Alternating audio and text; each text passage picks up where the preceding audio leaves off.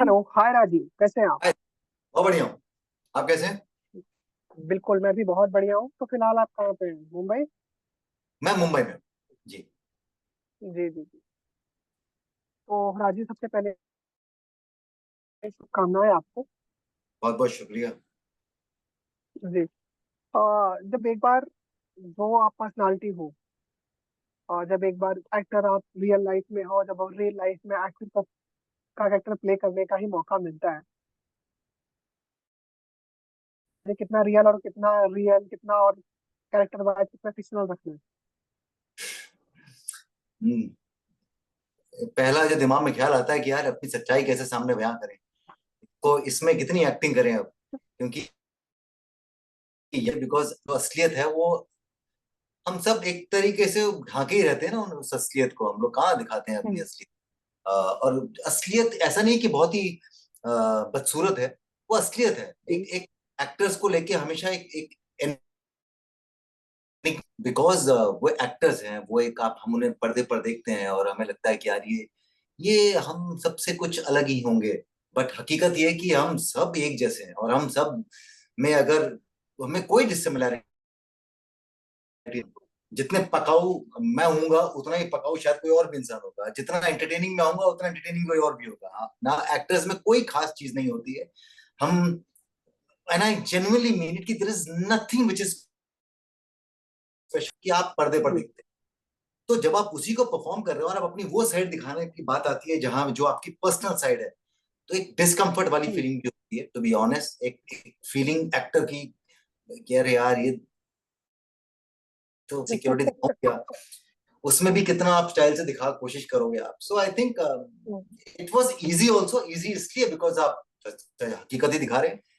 Difficult इसलिए क्योंकि असलियत दिखाना बहुत, so I think that is how it worked out for me. और तीसरी क्या, एक और जो इम्पोर्टेंट चीज थी मेरे साथ में, वो ये कि जिस तरह का एक हमारे सुपरस्टार्स हैं या जो एक स्टारडम, उस तरह का एक क्या बोलूं मैं, एक प्रचलित जो एक प्रचलित क्या मतलब जो एक एक एटीट्यूड है लोगों का, मतलब जनरल इन जनरल जैसे कह लें कि एटीट्यूड है। मैं कभी भी ना वैसा था, ना कभी ना अभी भी वैसा हूँ। मैं बहुत ही क्वाइट किस्म का इंसान हूँ, मतलब क्वाइट बोले तो अपनी पर्सनल लाइफ में क्वाइट नहीं हूँ, लेकिन मैं पब्लिक लाइफ में जनरली बहुत क्वाइट रहता हूँ। मैं बहुत लाउड नहीं हूँ, मैं बहुत बोलने का मुझे शौक नहीं है, ना ही बताने का शौक है मुझे कि हम्म, क्या कर रहा हूँ अपनी पर्सनल लाइफ में। तो मेरे लिए वो रिलेट करना थोड़ा डिफिकल्ट था कि एक स्टारडम में आजकल मतलब कि मेरे फॉलोअर्स कितने हैं, मेरे ये कितने हैं, मुझे यहाँ दिखना चाहिए, वहां दिखना चाहिए। ये सब मेरे एट्रीब्यूट्स नहीं। करना भी एक चैलेंजिंग था, मुश्किल नहीं था, सिर्फ चैलेंजिंग था रिलेट करना वो सब। तो but overall it was a wonderful wonderful experience, मजा आ गया। बिल्कुल। शो टाइम आपके लिए, आप अपने अगर पूरी करियर को उठा के टीवी से लेकर अब तक में देखें, तो आपके लिए शो टाइम क्या रहा? ये देखो, ये शो टाइम है मेरा। स्टार्टिंग से लेके शो टाइम तक हाँ, अब तक में सबसे, और कहें सबसे बेस्ट शो टाइम आप किसे मान? से पूछ रहे हैं, आप कोई एक्टर से पूछ रहे हैं कि मेरा शो टाइम कौन सा बेस्ट था, वो बोलेगा अभी तो बेस्ट आना बाकी है। और ये भी बोलेगा कि मेरा शो टाइम चल रहा है। एक्टर हम्म, बहुत ही क्या कहूँ, अपनी उनका विजन अलग ही होता है। मतलब वो चाहे अच्छे दौर से गुजर रहे हों चाहे बुरे दौर से गुजर रहे हों, उनका शो टाइम चलता रहता है उनके। और उनके और कहीं नहीं तो उनके दिमाग में चलता रहेगा कि चाहे दुनिया देख भी ना रही हो उनको।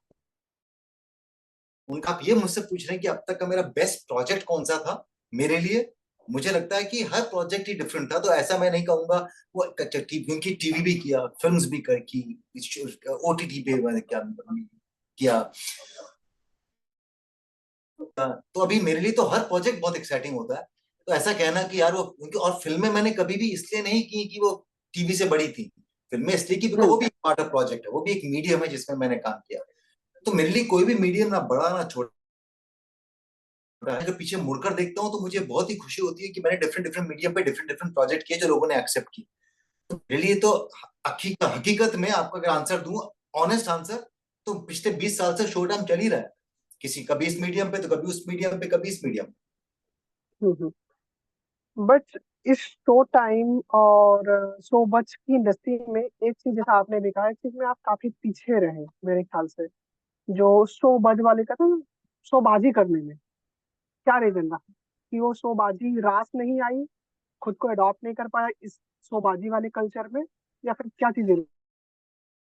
दिक्कत ये है कि मैं कभी नकली बन नहीं पाया, क्योंकि मैंने जब नकली बनने की जब जब कभी कोशिश की, तो मैं कंफर्टेबल नहीं था। मुझे लगा कि मैं हैंडल ही नहीं कर पाऊंगा।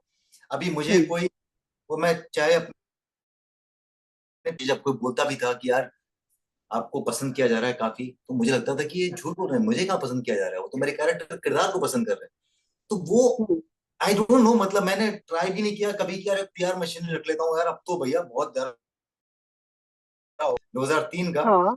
अगर उस टाइम पे सोशल मीडिया वगैरह होता और अगर मेरा वैसा बेंट होता, तो पता नहीं क्या होता। बट देन कभी था ही नहीं दिमाग में। मुझे तो लगा था कि मैं सिर्फ काम कर रहा हूँ और ये सब तो आता जाता रहेगा, ये तो पार्ट ऑफ कौन काफी नहीं है। तो मैं कभी नकली, मतलब मेरा सेंस शोबाजी में नहीं कर पाया, क्योंकि मेरा मेरा एज एन इंडिविजुअल मेरा नेचर वैसा नहीं है।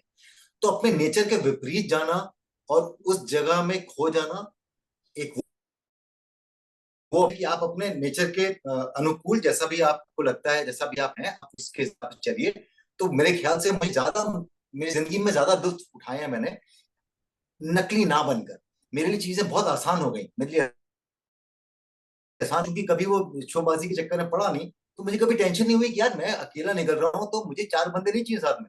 मुझे अब मैं, ये अगर चीजें मेरी थॉट प्रोसेस रिस्ट्रिक्ट कर दे मेरे को कि मैं लाइन में नहीं खड़ा होऊंगा, मेरे पास, अच्छा, मेरे मैनेजर और दो पंटर मेरे साथ में बिल्कुल होने चाहिए, कोई मेरा बैग उठा के भी चलेगा।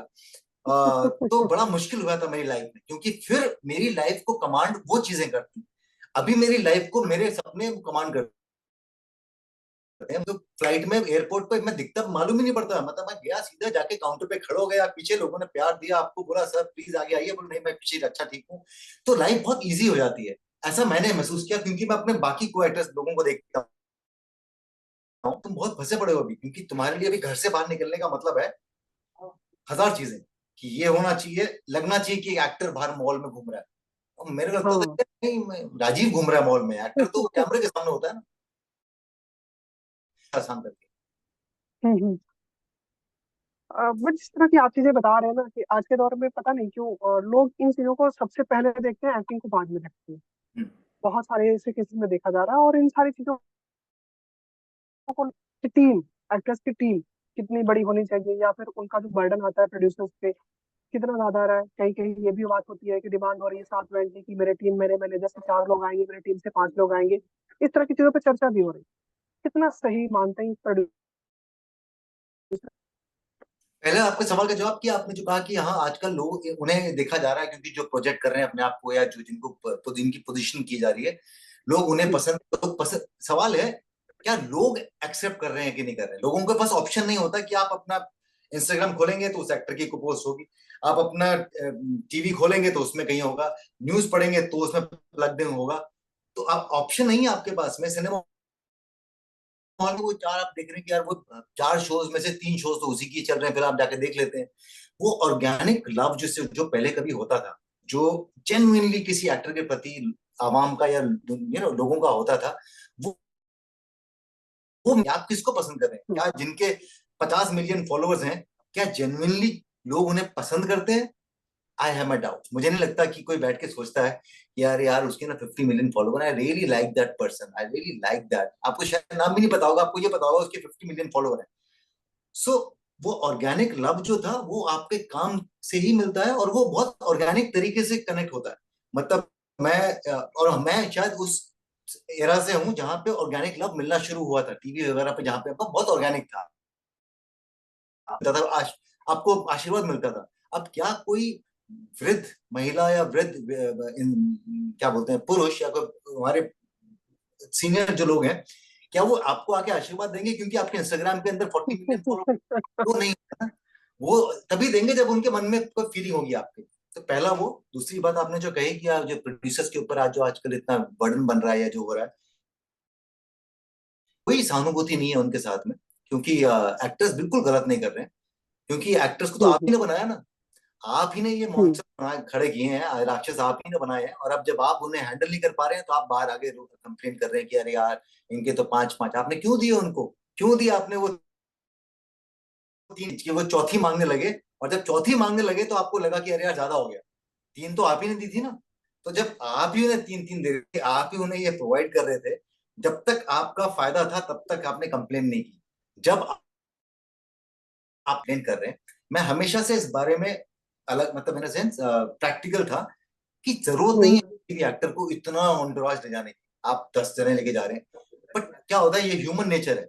आपने किसी को अगर 1 लाख 10,000 मांगेगा, फिर वो डेढ़ मांगेगा, दो मांगेगा, आप ही के मतलब आपको ही उन्हें कंट्रोल में रखना चाहिए था, एक तरीका बनाना चाहिए था इंडस्ट्री का, लेकिन वो आपने बनाया नहीं।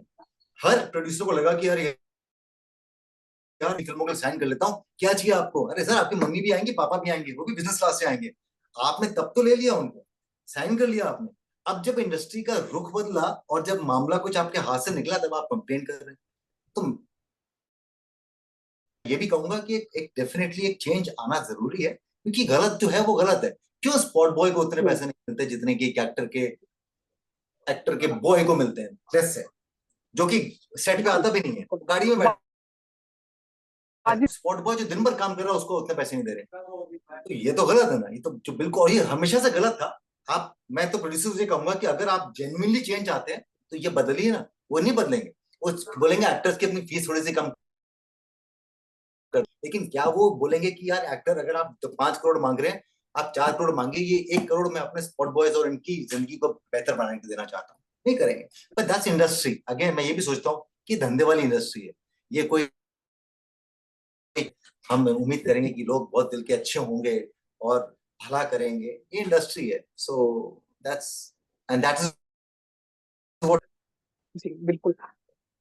आ, आपकी इसी ऑनेस्टी और बेबाकी की वजह से आपसे बात करना हमेशा अच्छा रहता है। आप हमेशा एक एक चीज और, जब शो टाइम के ट्रेलर में मैंने देखा एक शॉट है उसमें ऑलमोस्ट मन्नत जैसा स्ट्रक्चर है और मन्नत जैसा ही आपकी एंट्री होती है। कैसा स्ट्रक्चर है? मन्नत हाँ। और नहीं, मन्नत जैसी अब वो बालकनी अब वो आप। ऑडियंस के ऊपर है, मैं छोड़ दूंगा उस बात को, वो ऑडियंस के ऊपर है कि वो क्या उसका इंटरप्रिटेशन वो लोग क्या निकालते हैं। बट मैं इतना जरूर हम्म। कहना चाहूंगा कि किसी एक इंडिविजुअल के ऊपर ये कैरेक्टर बेस्ड नहीं, और सुपरस्टार के ऊपर बेस्ड नहीं है।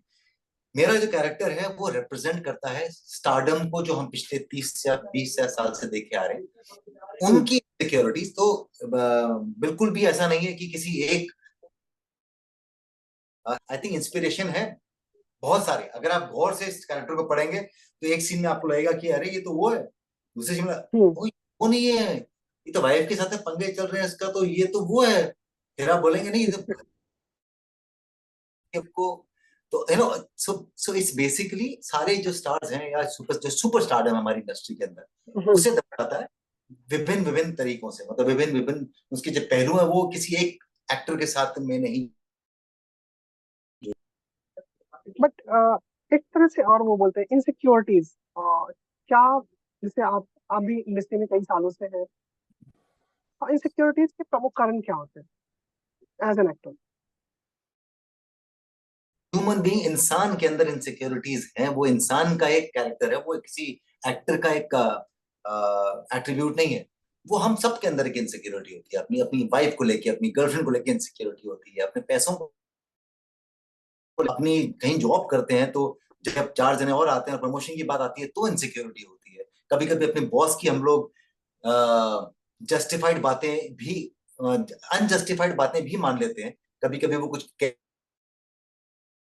लेकिन बॉस है क्योंकि जॉब में चली जाए, वो इनसिक्योरिटी होती है। तो सिमिलरली एक एक्टर के साथ में जो उसकी दुनिया से जुड़ी हुई चीजें हैं, फॉर एग्जाम्पल फेम, अगर हम एक बिजनेसमैन की दुनिया में देखेंगे तो उसकी दुनिया में है उसका शेयर शेयर में उसका शेयर कितना ऊपर जा रहा है, वो उसकी इनसिक्योरिटीज है। एक एक्टर की इनसिक्योरिटीज किससे जुड़ी होंगी? सबसे पहली चीज होती है फेम, क्योंकि आपको उसकी इतनी आदत पड़ जाती है कि यार ये तो 4 में से 3 जने तो मुझे देख ही रहे हैं, को देख रहे होंगे पीछे, तभी भी आपको लगता है कि आप आपको देख रहे हैं। और मैं अक्सर सोचता हूँ ऐसा कि यार एक्चुअली मैं क्यों अपने घर के पर्दे भी नीचे करके रखता हूँ, मतलब मैं मालूम है कि यार चल पता नहीं दिख भी नहीं रहा किसी को, लेकिन आपके दिमाग में है कि शायद ये हकीकत ये कि लोग इतने बिजी हैं अपनी दुनिया में कि उन्हें फुर्सत नहीं है कि एक्चुअल में जाके सारा वक्त आप ही को देखते रहे, वो ऐसा वो हकीकत है। तो एक फेम से जुड़ी है, दूसरी आपकी पोजिशनिंग से बहुत जुड़ी है, मेरी पोजीशन। वो आई थिंक बहुत नेचुरल चीजें हैं। कुछ लोग इनसिक्योरिटीज को बहुत बड़ा बना देते हैं और वो जिंदगी भर इनसिक्योरिटी के घेरे में रहते हैं, और कुछ मुझ जैसे लोग हैं जो इनसिक्योरिटी को होते हुए भी उसको दूर रखते हैं कि ठीक है मैं जा रहा हूँ, मैं बहुत कम काम करता हूँ और मैं दिखाने की कोशिश करता हूँ कि मैं 6 महीने में मैं चला गया कहीं पे छुट्टी पे, मैं मुझे बहुत फर्क नहीं पड़ा, मैंने ना सोशल मीडिया पे मैं बिल्कुल भी एक्टिव नहीं हूँ और मैं फर्क नहीं पड़ा। बट दिमाग यहाँ पे भी आपको लगता है यार 4-5 महीने हो गए हैं बॉस, कुछ तो एक इंटरेस्टिंग देना पड़ेगा। तो बस लेकिन उसको दूर उतना ही दूर रखता हूँ, क्या तू मेरी जिंदगी पर हावी मत हो जा। ये मैंने स्टार्टिंग से करके रखा है फ्रॉम डे वन। 19 या 20 साल, तकरीबन 20 साल हो गए। उसमें अगर कोई मेरा करियर को देखेगा तो लगे समझ में आएगा कि शायद एक साल में एक ही प्रोजेक्ट किया होगा मैंने, 20 प्रोजेक्ट भी नहीं किए मैंने आज तक। वो इसीलिए कि इनसिक्योरिटी मुझ पर हावी ना हो जाए और ना बन जाऊं। बस मेरी जिंदगी सोते जागते इसी के बारे में ना सोचे कि मैं, मेरे बारे में कोई क्या लिख रहा है, क्या पढ़ रहा है, क्या मैं दिख रहा हूँ नहीं दिख रहा हूँ, मेरे कितने फॉलोवर्स हैं। मेरी जिंदगी में बाकी चीजें भी हैं जो कि इंपॉर्टेंट गोवा में कुछ खेती बाड़ी भी शुरू कर दी मेरे ख्याल से। है। खेती अभी बाड़ी क्या हाल है? खेती बाड़ी नहीं, मुझे ऑर्गेनिक सब्जियां खाने का बचपन से शौक था, मतलब बचपन से, हम्म, इसलिए नहीं कि मैं एक्टर हूँ, हम्म। बचपन से फल और सब्जी तोड़ के खाने का। हाँ। जब थोड़ी सी उस पोजीशन पे आए कि आप एक घर खरीद सके, अपना एक हॉलिडे होम बना सके आप, तो जाहिर सी बात थी कि सबसे पहले जो मेरा उसमें प्रायोरिटी थी वो ये नहीं था कि घर कितना बड़ा होगा, वो ये होगा कि बाहर का एरिया उगा हम्म, सकूं मैं। अब बोल हम्म, सकूं कि मेरे घर में भी आम उग रहे हैं, चीकू उग रहे हैं, कटहल उग रहा है, आंवले उग रहे हैं, बेल उग रहा है। तो वो सब एक सपने ही थे। तो जब वो मैंने घर लिया तो मैंने लेफ्ट राइट देखा नहीं, मैंने इतना कुछ, अभी भी अच्छा। समय मिलता है और वहां जाता हूँ तो कुछ ना कुछ वहां लगा ही होता है। तो ऐसा नहीं कि कमर्शियल खेती करता हूँ, इट्स जस्ट दैट कि जब कभी जाता हूँ तो मेरा एक सपना था, मतलब जैसे सपने होते हैं कि मैं इतनी दुनिया में यहाँ यहाँ ट्रैवल करूँ। मेरा एक सपना था कि जब मेरा अपना हॉलिडे, जब जिस वक्त भी जाऊं, चाहे बरसात में जाऊं, चाहे मैं सर्दियों में जाऊं, चाहे मैं गर्मियों में जाऊं, मुझे मेरे हम्म, घर में लगी हुई कुछ चीजें खानी है। तो मैंने क्या हम्म, किया, हर सीजन की चीजें उगा दी, चाहे वो जामुन हो, चाहे वो बेल हो, अच्छा। अलग अलग सीजन में आते हैं। तो बरसात रिसेंटली के, क्या खा है? हाँ, रिसेंटली वहां का क्या टेस्ट किया? जामुन, पहली बार वहां पे इतने जामुन आए और एवोकाडो, एवोकाडो निकले इस बार। तो मैं इतना अच्छा। हाँ, मैंने कहा अरे यार भले ही है। और जामुन मुझे हम्म, मुट्ठी भर मिले बिकॉज फर्स्ट टाइम उसकी फसल आई थी। बट उसको देख के ऐसा बड़ी खुशी हुई, बारिश से पहले आप नॉर्थ में बहुत खाते हैं हम जामुन, पर गोवा में हाँ। उसको खाना और अपने पेड़ के जामुन खाना बहुत बहुत मेरे लिए तो बहुत इंप्रूव वाला मामला था। जी जी। मतलब जाना कितना हो पाता है वहां पे, उस घर पे, मतलब साल में कितनी बार, या फिर? ये समझ लीजिए कि अगर मैं साल में तो 10-15 दिन तो मैं निकाल ही लेता हूँ, किसी भी तरह से कहीं से भी निकाल लेता हूँ। हम्म, तो समझ लीजिए 1-1.5 महीना तो आसानी से साल में मैं निकालता ही हूँ, कभी कभी ज्यादा भी निकाल देता हूँ। कोविड में तो 6 महीने निकाले थे मैंने। जी। इन तरफ से बार बार कहा जा रहा है कि खत्म करें, टाइम की कमी है। सो एक सवाल के साथ और खत्म करते हैं। अपकमिंग डेज में और क्या कुछ दो चार प्रोजेक्ट और भी दिखाई दे रहे हैं, तो इनके बारे में और क्या कुछ उनकी स्टेटस है, अपकमिंग प्रोजेक्ट्स को लेकर, और क्या कुछ उनके स्टेटस है? जी, मेरा अगला जो एक आई थिंक नेक्स्ट आप मुझे देखेंगे अगेन एक सीरीज में देखेंगे, 6 या 7 एपिसोड की सीरीज है। वो बहुत डिफरेंट सीरीज है, मतलब पहली बार कोई उस तरह का कॉन्सेप्ट हमने हम्म, नहीं देखा। हम्म, ट्रेजर हंट किसका है, मतलब it's a very different concept. बहुत अच्छे एक्टर्स हैं उसके अंदर और डायरेक्टर भी बहुत अच्छे हैं, आदित्य सरपोतदार जिन्होंने अभी मुझे बनाई थी। सो हम्म। हाँ, तो वो अगले 1-2 महीने के अंदर वो सीरीज सामने आएगी। अच्छा, अभी उसका अनाउंस नहीं हुआ? जी, उसके नाम का अनाउंसमेंट नहीं हुआ है शो का? नाम एक्चुअली इसका अभी तक फॉर्मल, अभी तक वर्किंग टाइटल चल रहा है, उसका नाम है प्रतिपाश, लेकिन वो अच्छा। टाइटल है क्योंकि वो अभी वर्किंग टाइटल है, टाइटल की खोज चालू है। बिल्कुल राजीव, हमें उस शो का भी इंतजार रहेगा, जल्दी आए, बात करें और हम फिर इसी तरह बाकी से बातें करें इसी खबर रखें। So thank you so much and all the best आपकी शो के लिए, जिस तरह से आपको प्यार मिला। So much. Thank you Deepesh, thanks a lot. Thank you so much.